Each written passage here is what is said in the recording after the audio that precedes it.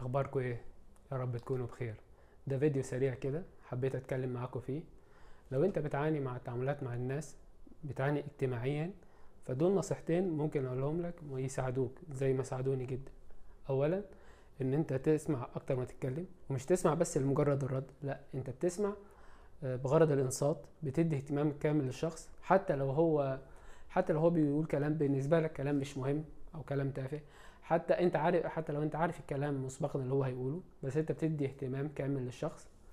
ما بتتخيلش الموضوع ده هيفرق معاك قد ايه، وهيفرق في تعامل الشخص ده معاك في وقت كل الناس بتحب فيه تتكلم، في وقت كل الناس بتحب فيه تتكلم عن انجازاتها.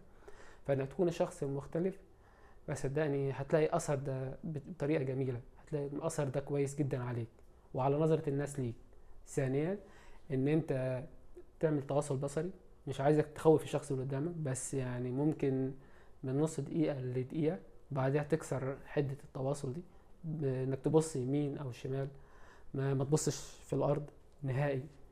هتلاقي الموضوع ده اثره كويس عليك، وهيبينك جدا شخص واثق من نفسك. حتى لو انت شخص خجول او منطوي او ما عندكش ثقة بنفسك عالية، لكن النصيحتين دول هيفرقوا معاك جدا، وهيبينوك فعلا بشخص كاريزماتيك واثق جدا من نفسك.